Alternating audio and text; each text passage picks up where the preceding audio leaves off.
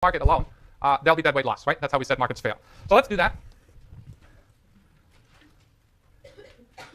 Or as we call it in nerdy fashion, welfare effects of monopolistic competition. So if I may, I'm just going to draw the market in its end state, right? I'm not going to draw the first picture, but just the one on the right-hand side. And I'm going to draw it a little bit more clearly here. Okay, so this is average cost. This is marginal cost. Okay, this should work. Don't draw this yet. I'm drawing the second picture on the previous slide. 9, 2, 4, 4. Yep, nope. Let's try that again. This is really, really a pain in the neck to draw.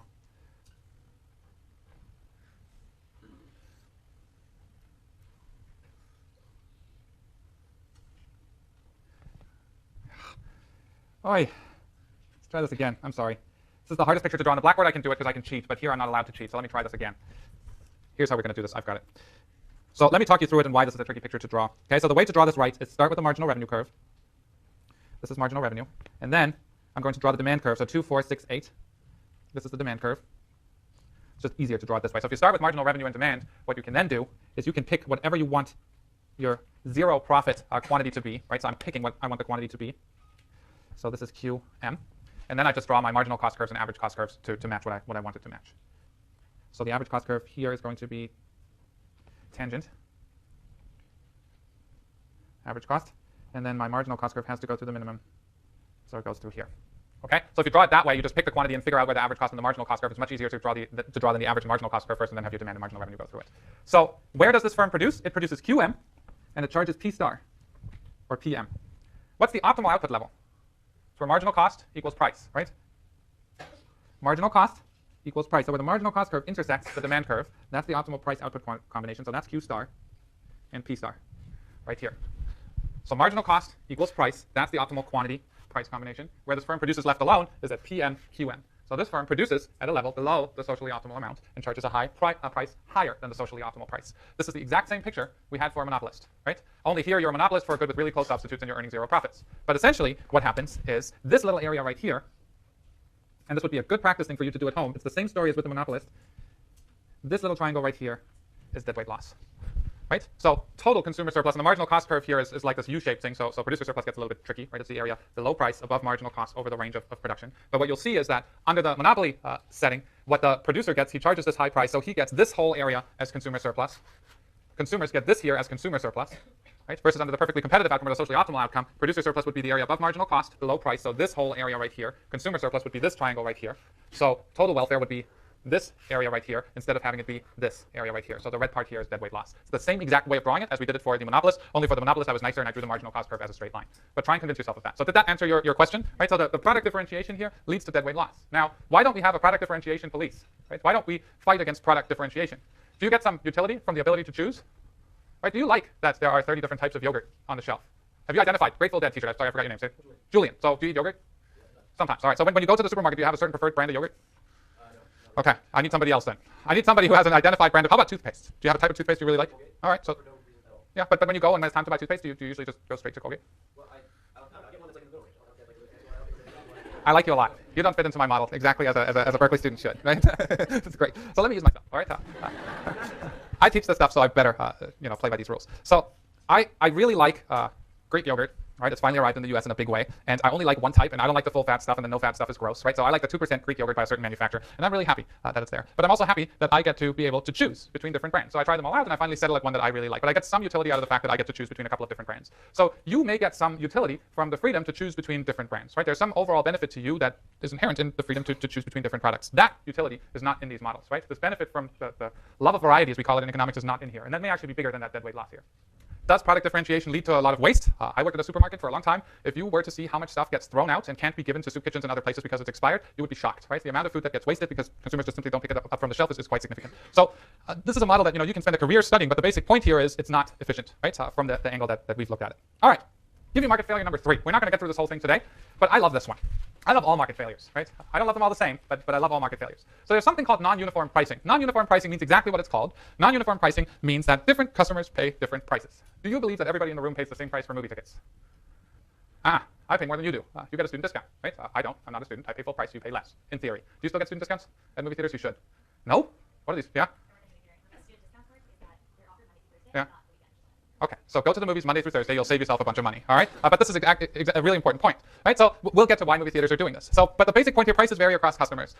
My mom was very excited when she came to visit last time. She turned 65. She's now riding BART at a discounted cost. She yelled at the station person when he told her she'd get a senior citizens discount and said that's just ridiculous. And then she said, "Give me one of those senior citizen tickets." All right, don't call me old. Whatever you do, never do that. Just sell it as a discounted ticket. But different customers pay different prices in many different settings. Why is that rational? Well, many non-competitive firms, monopolists, and other types of firms actually use these non-uniform pricing strategies to increase their profits or get rents. So let's dive into this a little bit more deeply and see why it makes sense for firms to do this.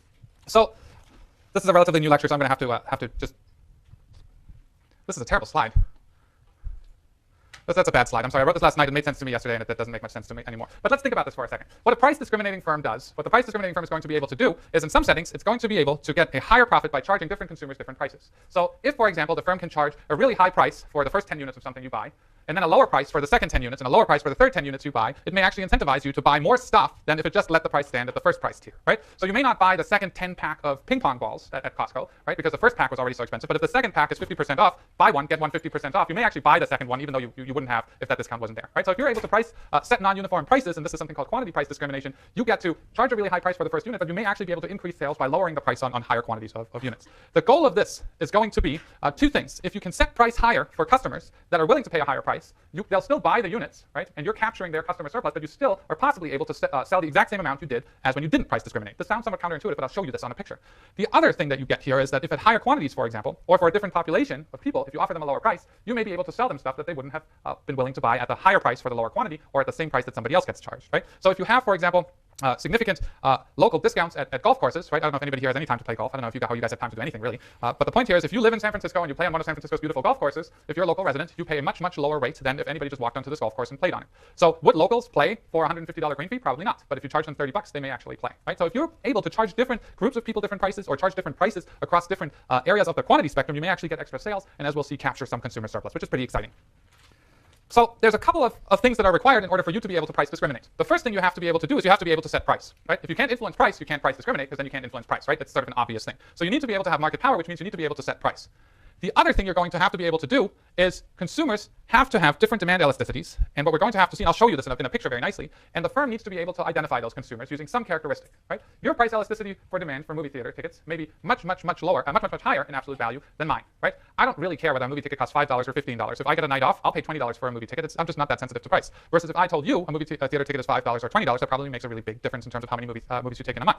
So can I identify a characteristic that separates the people in this room that have low price elasticities and high price elasticities? Yeah. Are you a student versus not a student, right? Not every student has a high price elasticity of demand, but most students will have a higher price elasticity of demand than the faculty person in the room, right? There may be some of you who had your own startups and you've made $1 billion in the last .com boom, and you're sitting here because you want to learn economics. Your price elasticity may be even lower than mine, right? So the price discrimination may get it wrong, but on average, students are going to have a higher price elasticity than faculty. The other thing, and this is really tricky, is firms must be able to prevent or limit resales to higher price paying customers by others. So if you're able to buy student tickets and you can stand outside, buy 100 student tickets at, let's say, $5, and you're able to stand there on the weekends outside the movie theater and sell them for $20, you do that, right? $15 markup for movie theater tickets, that's great. But when you walk into the movie theater and you have a student ticket, they'll want to see your student ID. Same thing's true at Cal performance events. It used to be the case, and so on. So firms must be able to somehow prevent the people who are paying the lower price from selling their lower price items to the people who don't qualify for the discount. This is really easy in services, right? Cab rides, you can't resell a cab ride or something like that. So services by their nature are very hard to resell, but certain things are certainly resellable. There are moments where you question whether anybody's willing to buy anything that, especially in the Bay Area, standing outside anything trying to sell you, right? So if somebody stood outside Whole Foods and said, I got this cucumber for free, want to buy it for $2? Ew, right? No way. So there are certain reasons why you're not willing to buy stuff from others. But for firms, this is a really big deal, especially online, right? If you get something cheaper and you can just turn around and resell it on eBay or any of these other liquid markets, this hampers your ability to price discriminate. So generally speaking, when a resale is difficult, if transactions costs are really high, right? If the stuff is perishable, or finding customers that are willing to pay the higher price is really difficult. So identifying the people from the other group may be tricky. And I've said that already, that resales are impossible for most services, right? Can't resell a cab ride. Okay, so price discrimination comes in 3 flavors, and we'll do each one of these. The first one is perfect price discrimination. That doesn't really exist in real life, but we'll look at it anyway because it's cool from a modeling point of view. This is sometimes called first-degree price discrimination, which is where the firm sells each unit at the maximum price a customer is willing to pay, right? So this is where the bartender at Raleigh's doesn't exist anymore. Jupiter's, when I walk in on a Friday afternoon and says, Professor Alfhammer, I've looked up your salary online, so don't lie to me. how much are you willing to pay for a pint? And I would truthfully tell him that I'm so thirsty, I'm willing to pay $35 for the first pint. He puts the pint in front of me and says, that'll be $35, please, right? So the first degree price discriminating firm can actually charge the marginal willingness to pay. So for my second pint, he'll say, I know you've had your first one, so you'll probably be willing to pay less. What's your actual marginal willingness to pay for the second pint? $20, puts the second pint in front of me, charges me $20. So if a firm is able to charge each customer their full marginal willingness to pay, how much consumer surplus do customers get? Starts with the last letter of the alphabet. 0, right? So consumer surplus is the difference between your marginal willingness to pay and price. But if firms are actually able to charge you your full marginal willingness to pay, you get 0 consumer surplus. So what I'll show you is that a first degree price discriminating firm is able to essentially steal all of the customer's consumer surplus. Quantity discrimination is this buy one, get the second one half off setting. It's called second degree price discrimination, where for larger quantities, you charge a lower price than for smaller quantities. So you pay a high price for the first 10 units, lower price for the second 10, and maybe even a lower price for the third 10 units. Multi-market price discrimination is one where firms charge different prices in different markets. So if you're a record label, you used to buy these things called CDs, right? You sell the same, I don't know, my son loves Katy Perry CD in the US for maybe $9.99, and that's exact same product in London for $14.99. Why is that rational? I'll show you, but you're able to charge a different price at different markets. So we'll finish this next time, and that's all I got to say.